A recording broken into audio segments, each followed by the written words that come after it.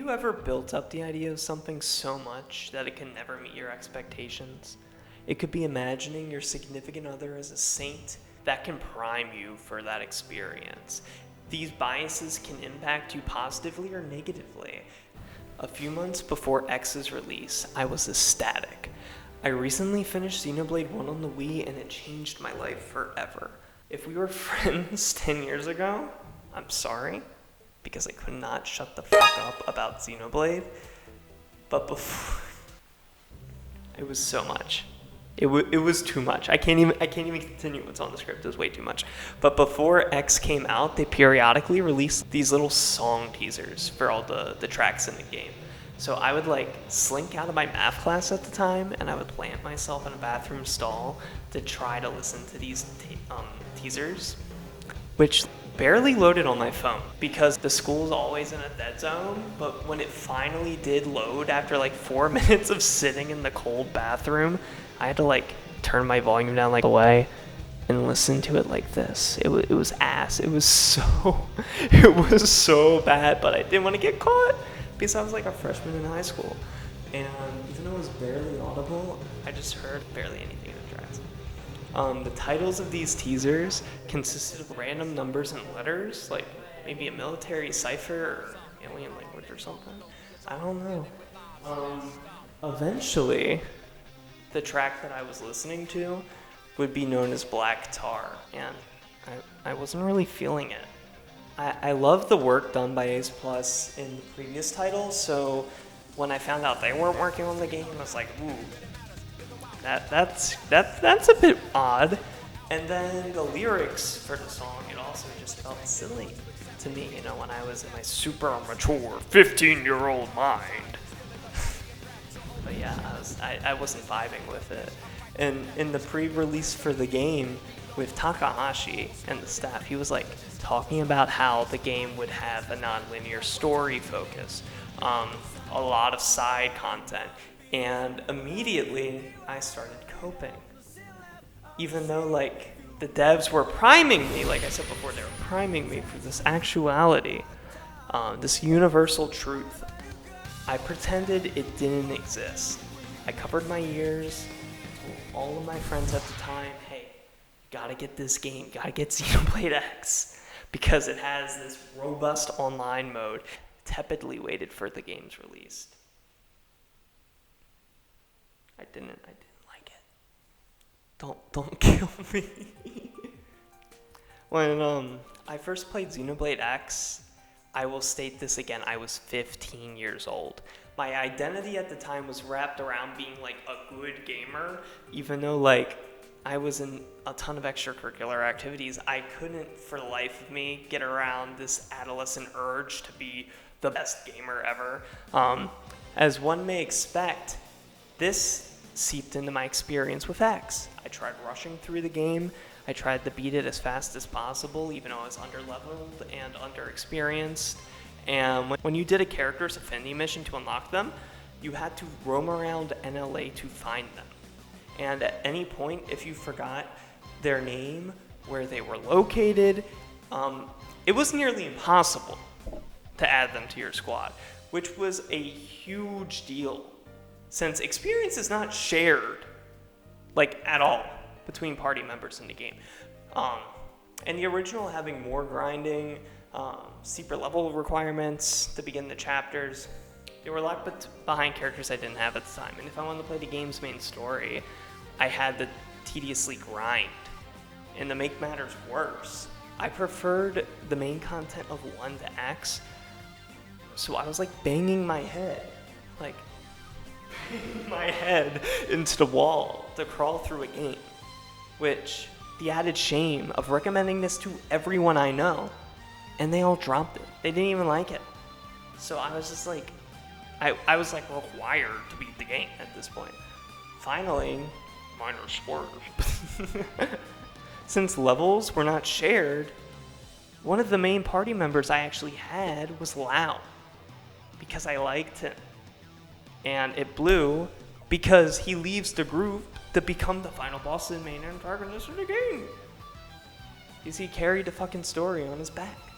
In chapter 12, I was determined that this moment was like the prison island of the game, like this huge story shifting event. And then it was like only halfway done, the game. The Lifehold core was this climax moment. This is what I thought at the time. Since before the chapter, my increasingly frustrated adolescent brain was like, oh yeah, the main plot twist was like the only notable part of the story. There's something else in the game, so why would it matter? Blah, blah, blah, blah. So imagine how I reacted when Alma dropped to the ground. We got left on a cliffhanger for 10 years and credits roll. I was coping so hard the entire chapter. I was like praying that the game had more to it, even though I was like in the middle of the third boss of the 4-boss gauntlet. Honestly, I felt at the time that Monolith would never make a game again structured like Xenoblade 1. A game with powerful narrative arcs, with voiced protagonists, the elements that drew me to 1 in the first place. And before the covers over my head, please keep watching. Ooh. I'm so glad I was wrong on that point.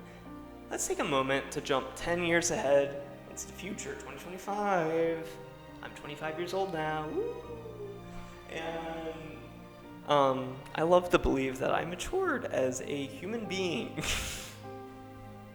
Realizing I was misplaced in mourning the death of my favorite franchise. So when Nintendo dropped the trailer for Xenoblade Chronicles X Definitive Edition, I was nervously enthusiastic. As someone entrenched in the fandom, I wanted to give the game another shot. Even if I didn't like X 10 years ago, I know people who are so passionate about that game to embody their mirth, as I too became a preacher for Xenoblade Chronicles X, to see if I was right, wrong, bit of both. It was like catching up with an old fling, learning about the life they lived without me. To see the new content, Definitive Edition, boasted, and their experiences I could never hope to understand as an inexperienced, self-absorbed teen. So I decided to drink the Kool-Aid and buy the game, but I wasn't expecting to like it at all. Wait, hold up. The script says I enjoyed it. That can't be right. I said earlier I thought the game was trash. An infallible teenager? No, that can't be. Could I be wrong? On the internet? Like, incredibly misplaced in my judgment of the story? Yeah, I definitely was. Bit of a side tangent before I give you what you want. Around the same time of Definitive Edition's release, I finished a book club for Pokemon Fire Red through the Jake Knows It Discord. And part of me yearned for like this kind of thing, because like we were doing these little assignments and the opportunity for my creative muscles to really flex for the first time since college. The whole time before stream, I waited, tepidly, anxious. I was like, did I do too much work? Did I do no work for my analysis? I was very like unsure. I didn't want to be perceived as a know-it-all, overeager, or worse, stupid. However, in typical fashion, I was worried for nothing. It was lovely.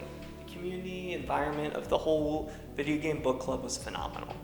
And one of my biggest takeaways for this experience was a phrase Jake stated quite often. That story isn't a moment, it's a movement. The script can only go so far. The world design, the placement of towns, trainers, gameplay, even the genre that the game is in, they're all like just dollops of ink that, when mixed together, create a pastiche which forms the narrative. Pokemon are utilized tangibly to show character growth. They're like a physical metaphor for your protagonist growing throughout the journey. Leaving the nest of Pallet Town, going to towns named after different colors and paints should be analyzed. Your trainer's perspective is colored by the world in all of its shades as you tackle corruption. And much like in X, all of this is shown through the lens of a silent protagonist. By juicing the content of Kanto, a game I thought had little to no story, it allowed me to see a game through a different perspective. By pausing instead of rushing, I gave myself time to question the choices of the devs, to wonder, to think, without parroting the calcified takes I heard on the internet. I wanted to see what I missed with fresh eyes, personal growth, time, and perspective, to see if it was the game or if it was me. And I loved it. Wow. Xenoblade X was lovely.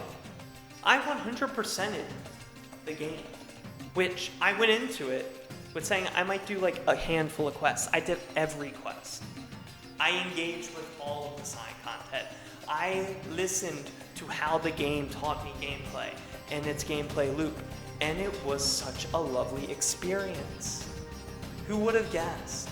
You know, like obviously that's like it's a rhetorical question, but like people were not kidding about this game's draw being the intersectional, cross-sectional qualities.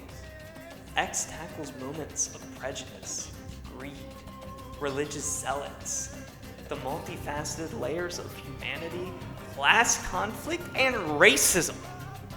Wow. Yeah, I didn't catch any of that on my first go as a 15-year-old, mostly because it was in the side content. I never stopped and smelled the Mirror and Roses now. I had some flowers from Mother's Day.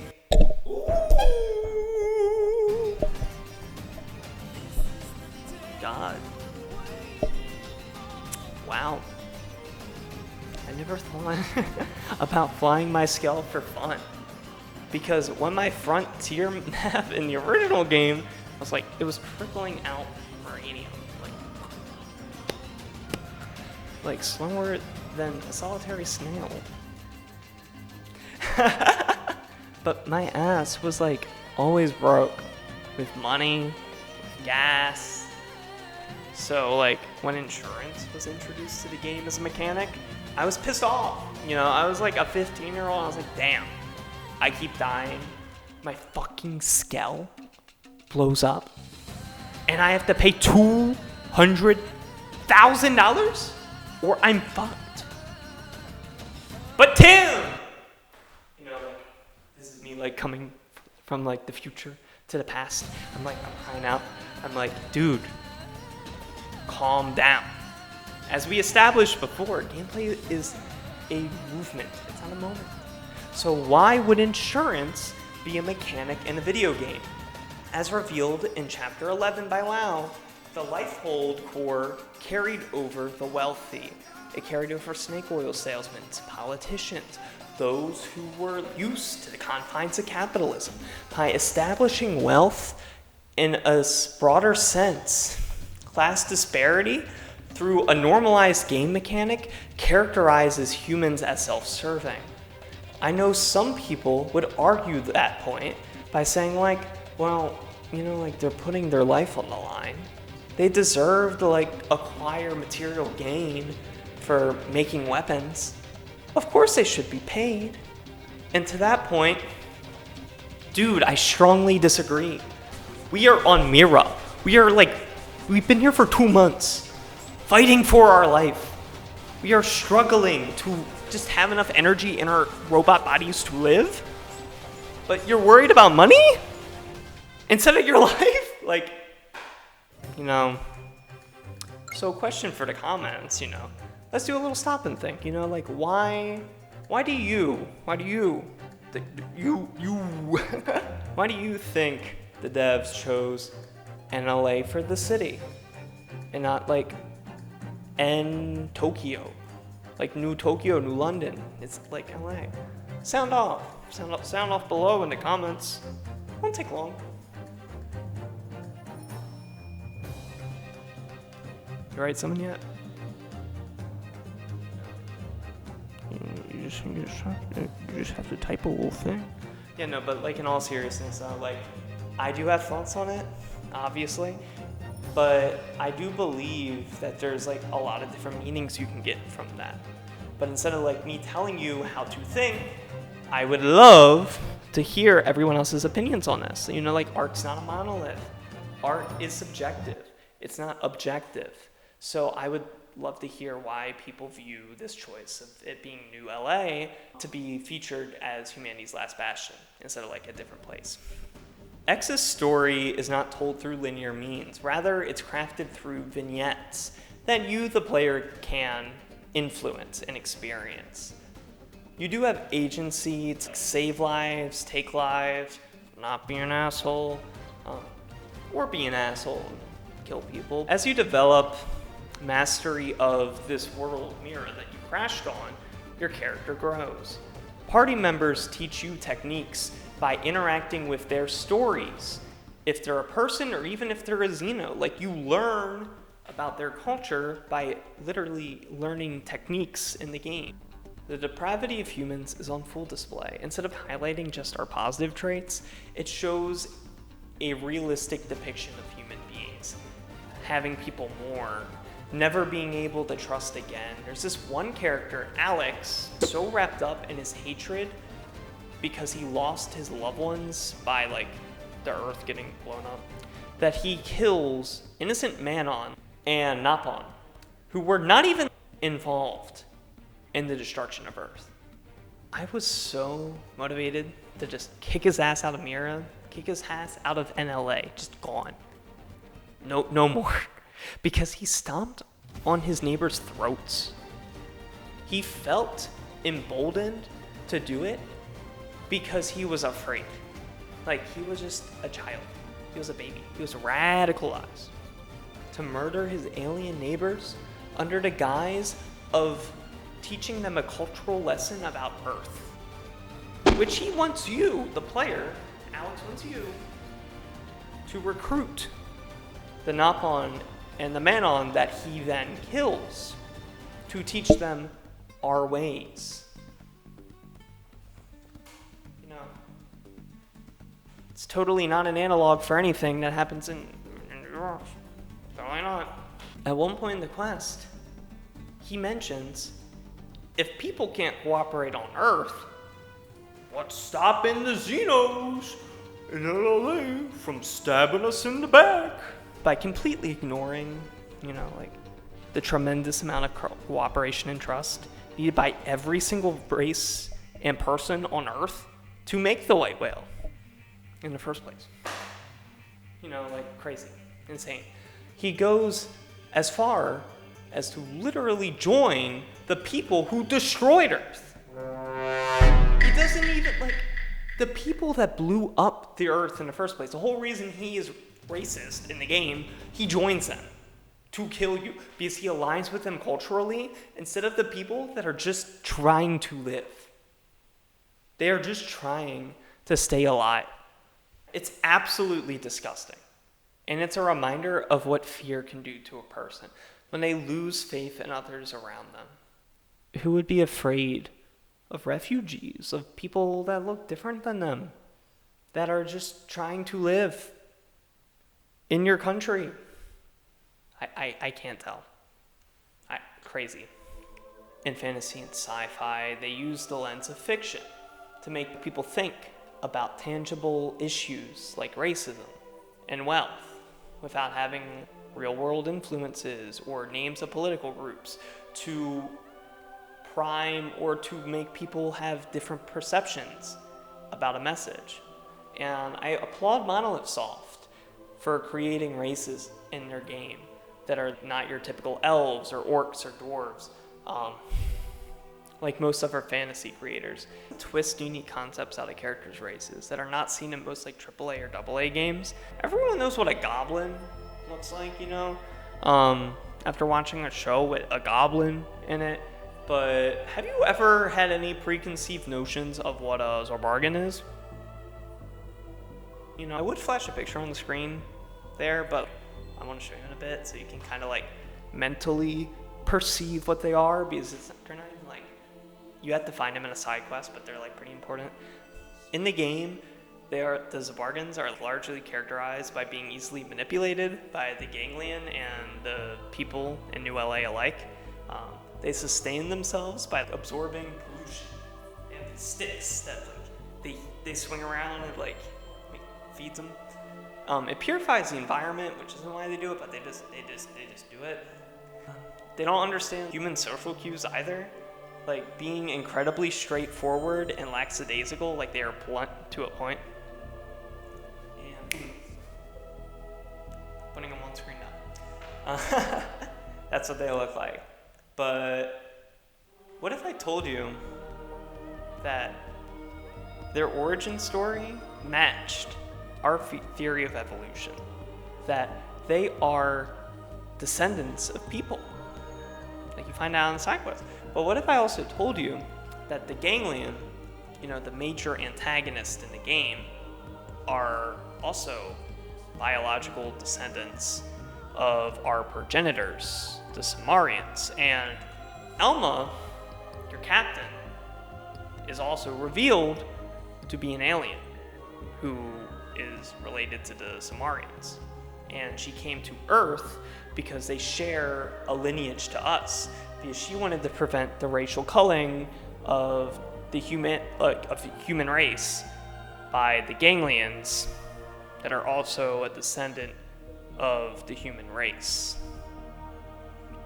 So like everyone's humans, but they look different, but they're the same on the inside. It's crazy. Again, the devs are hammering home this message of acceptance based on values, as others as like a living being rather than their skin deep facade. Even though we all look different, in reality we are way more similar than these superficial traits. We just fear those we don't understand. When Elma was revealed in her real skin, it was an incredibly exposing and vulnerable moment for her. And that time she asks and hopes that they can accept her. And Arena wavers at first, someone who was introduced to the game by touting Elma up as this great hero, can't even face them right away. Like, imagine that. It's not like someone who hates Elma, it's someone who admires Elma. She can't even face her. But Lynn breaks his silence, shouting, "Of course we will. You've earned that, Elma. It's not about how you look, it's about the person you are on the inside that counts." And by stating that, Lynn, Arena finally gains the resolve to check herself at the door and accept Elma too. Elma literally saved Earth. But it still took moments for people to accept her and face reality. Throughout this video, I wanted to have you, the viewers, think about different moments of game design. It's so easy to look at a show, movie, to look at a game and pick it apart in bad faith. Nearly every Nintendo Direct or gaming news announcement has walls and walls of text with L's in the chat.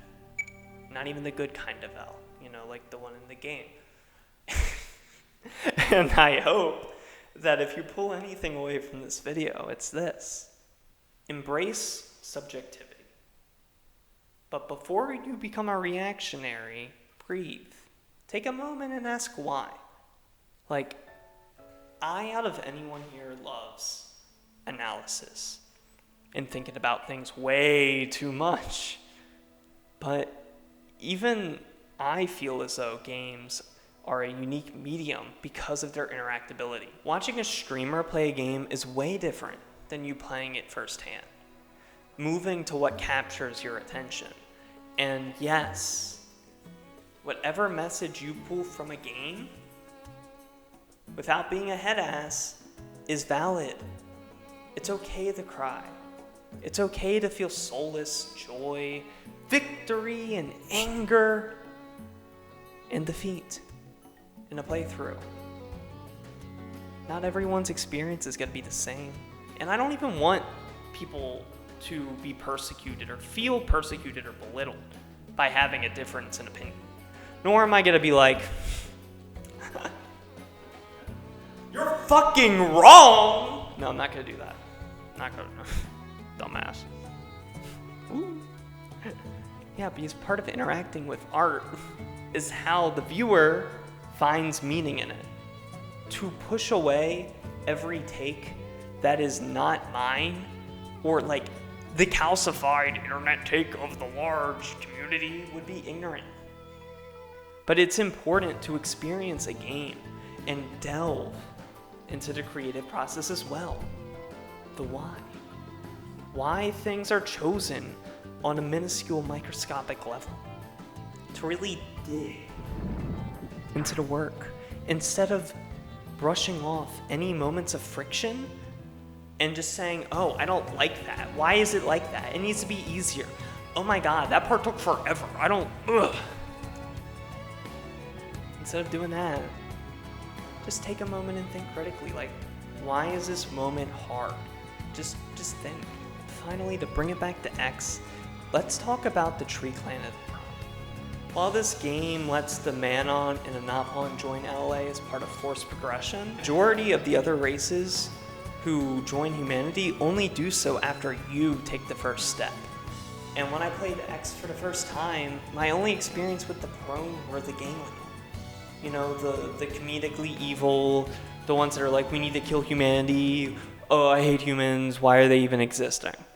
But in this run, I encountered the Tree Clan, which are self-described as being more artistic and honor-bound than the Cavern Clan, who submitted to the Ganglion. Given the warm welcome that the Manon received, from Alex, my thoughts were a bit soured when inviting the Analyte to Prone. I didn't want them to get hate crimed, especially because they looked like the person we're fighting in the war. But to say the least, however, I was pleasantly surprised, because it didn't really happen. The Prone are a race full of life, easily having tons of diversity among them. Their physicality is characterized not only through combat or war, rather it's shown through their love of arts, dancing, sewing. They have this souling thing they do with animals where you just bond yourself to one at birth. Crazy stuff. They have these huge celebrations, marriage rituals, death rituals, they have it all. The devs really wanted to humanize them and give them a holistic experience through the quests instead of just showing their culture through the main chapters where they're these inhuman killing machines. A few of the quests that caught my interest in this part were one where you had to this guy was doing Sun Tzu, so you had to kill the leader, and if you don't kill the leader, he gets pissed off because he's like, I'm learning the art of war, I'm reading. There's this one where there's this guy that's growing animals, but then you find out it's made for revenge. And if you tell him, hey, I don't want you to just have your animal for revenge, he gets upset, and then he fights you. There's this one where a grandfather wants to see his grandkid get married before he dies because he's on his deathbed. And he wants to see something normal happen, even though he's stranded in Mira, like you, stranded in a strange world. And the Mim marriage side quest. All of these, and we'll get to the Mim marriage one a little bit later, but all of these show different facets of the Prone, which I believe to be crucial for this game's message. I love how they framed this marriage through the Prone. They don't know that we might even go back to our bodies at some point. They still want to face the future together. The Prone wants to be with a human even though their family feels that they are too cowardly. She tells her family it doesn't matter, and she accepts him as one of their own. And I feel like it's so interesting on a narrative level, and also on a meta-narrative level as well, because we know the Prone and Ganglion came from us. we can be informed that they will share some of our customs of using like a shiny rock and a ring for marriage, like a dowry. Like these are all things that are like, oh, that's cool. It like kind of works because they're kind of similar, because they're literally our descendants. But also, it's nice because a female prone breaks typical gender roles and marries the guy, which is interesting. Any race could have married someone in the side quest, but they made it a prone initiating it and a human, and that's a choice. Like, it's a really strong choice because you had their marriage side, like their marriage customs line up with our norms, and they could have been completely different. Their ceremony could have been like anything, like a polyamorous dealer, but they were remarkably similar to marriage customs in like the US. So it shows that even if we feel that, oh, these people are aliens, they will never get us, they do. In the end, they elope, and you, as a player, officiate their wedding. Their father, the prone father, comes and he's like, I don't think they're strong enough, what yada yada, quest stuff happens. But it humanizes their father as being overly concerned, caring. They didn't have to do any of that, but they did.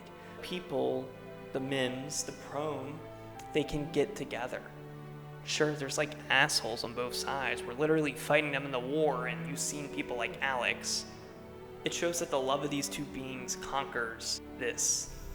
These mortal enemies can set aside their differences and start a family. And if they can do it, anyone can. You know, like this quest wouldn't have worked as effectively if it was a Manon and a prone, or a Mim and a Nopon. These small considerations that most people don't even consider when playing the game, they just play the game, they create impactful narrative. So, and this is what I really think separates Monolith Soft from other game devs. These Nopon, like I'm gonna go into why they don't really work, they're characterized as goofy. And even when they have serious quests, they often have humor to lighten the tone. The next up on the particular bachelor side is the Manon. And the Manon are characterized as pizza-loving, uber-intelligent, and full of childlike whimsy and wonder. And while the marriage quest could kind of function for them, I kind of view them as being like an innocent. Like their optics in the game are similar to kids, because like the Mims are robots.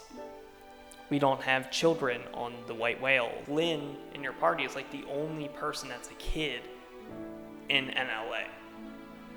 So personally, I feel like the Manon were characterized in this way to have the bluntness of children be integrated into the quests in the game, while also using like unique kind of not children lens because they're smart and blunt aliens.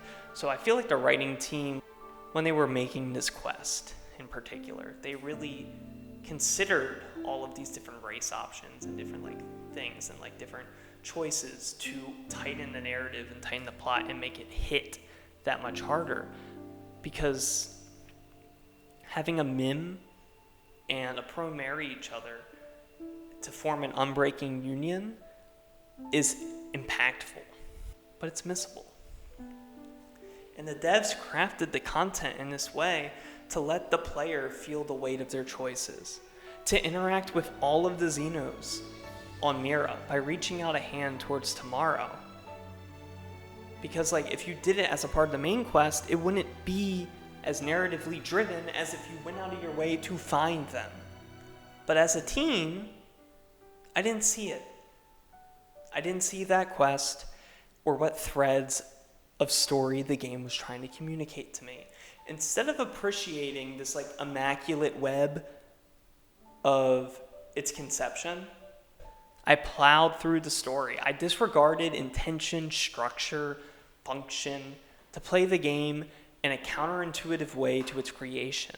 And after I was done with it, I said it was a sloppy mess because I was annoyed at the audacity of Chapter 12, and I was upset that it wasn't Xenoblade 1. Hell, even the music made by Solano, you know, like the person who made the music for Attack on Titan, I wasn't super big on, but it grew on me.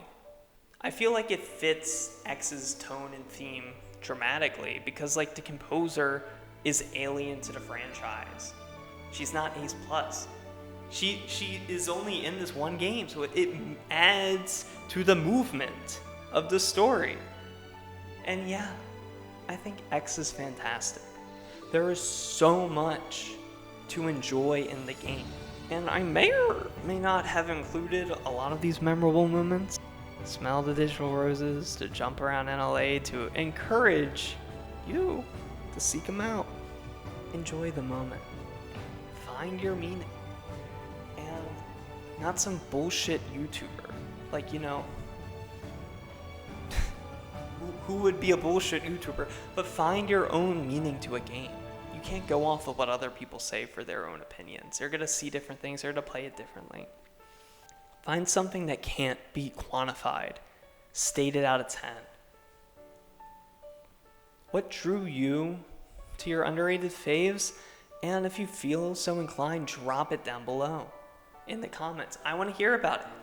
Tell me what game that you feel passionate about. What game does your nostalgia goggles are fully on? And I want to hear it, because nostalgia is valid. Drop them down below. I'm Tim, and if you enjoyed this Tim Talk, please drop a like. Helps out the algo a lot, so it can pump my words to all those fucking people. I don't know what I imagine the algorithm to be, but I think of it like an amorphous blob of like gooey tendrils that are like pulling things in, kind of like, you know, like those things from The Incredibles. But instead of like pulling you down, it's like filling your gaze. Anyways, I'm just yapping at this point. Just like the video, and see you later.